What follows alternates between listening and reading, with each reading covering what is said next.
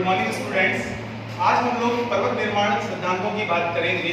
पर्वत निर्माण के सिद्धांतों से अभिप्राय यह है कि जो आज हमें अरावली पर्वतमाला, हिमालय पर्वतमाला, आल्प्स, रॉकीज, एंडीज, ये सब जो पर्वत दिखाई देते हैं वो बने कैसे। जब व्यक्ति के मन में ये प्रश्न आता है ये बने कैसे, तो भूगोल वेताओं ने अलग अलग विचार इसके बारे में दिए। एक प्रमुख विचार है कॉबर का भूसंगति पर्वत निर्माण सिद्धांत। कॉबर ने अपने सिद्धांत में भूसंगति सिद्धांत को बताते हुए कहा कि इससे पर्वतों का निर्माण होता। प्रश्न ये उठता है कि भूसंगति क्या है। इसको समझने के लिए हमें वैगनर का महाद्वीपीय विस्थापन सिद्धांत, उसकी जानकारी होनी चाहिए। तो संक्षिप्त में मैं आपको वैगनर के बारे में बताता हूँ कि एल्फ्रेड वैगनर, जो कि पहली बार इन्होंने पृथ्वी के जो महाद्वीप है उनके विस्थापन का सिद्धांत दिया। इन्होंने कहा कि जो महाद्वीप के आज पूरे 7 महाद्वीप जो हमें दिखाई देते हैं, ये पहले 7 नहीं थे, पूरे एक थे, आपस में जुड़े हुए थे, और इसको इन्होंने नाम दिया था पैंजिया।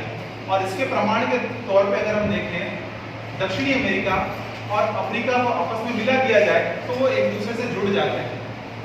दूसरा प्रमाण ये है कि ग्रीनलैंड 1930 से पहले तक एवरी ईयर पश्चिम की तरफ खिसक रहा था 30 सेंटीमीटर। तो ये प्रमाण ये बताते हैं कि वैगनर ने जो थ्योरी दी थी वास्तव में ऐसा हुआ। तो चारों तरफ पैंजिया था, उसके चारों तरफ पानी था, जिसका इन्होंने नाम दिया पैंथालासा। पैंथालासा शब्द का अर्थ होता है जल ही जल।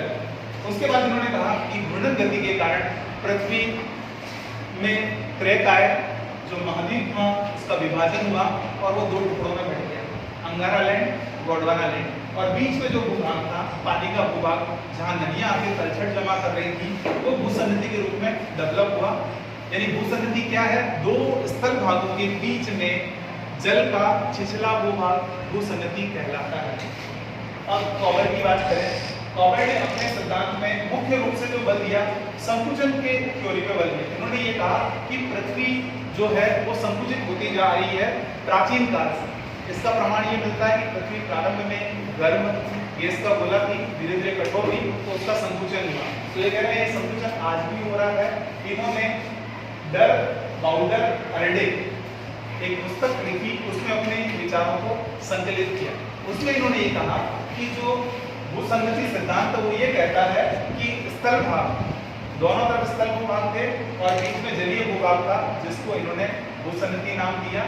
स्थल भूभाग के आगे वाले भागों को इन्होंने अग्रपिंड कहा, जो कि कठोर होते हैं, और यहाँ से नदियाँ इस मध्य भाग में पानी मिलाती गई और मध्य भूभाग में क्या हुआ, तलछट जमा होती गई। साथ ही साथ यहाँ ये जब पानी यहाँ इकट्ठा हुआ, नदियों में मलबा यहाँ इकट्ठा शुरू किया, तो ये क्या नीचे प्रेशर बनाती गई, दबाव होता गया, दबाव बढ़ता गया, और इस दबाव से धीरे धीरे क्या हुआ कि पृथ्वी का जो भूभाग है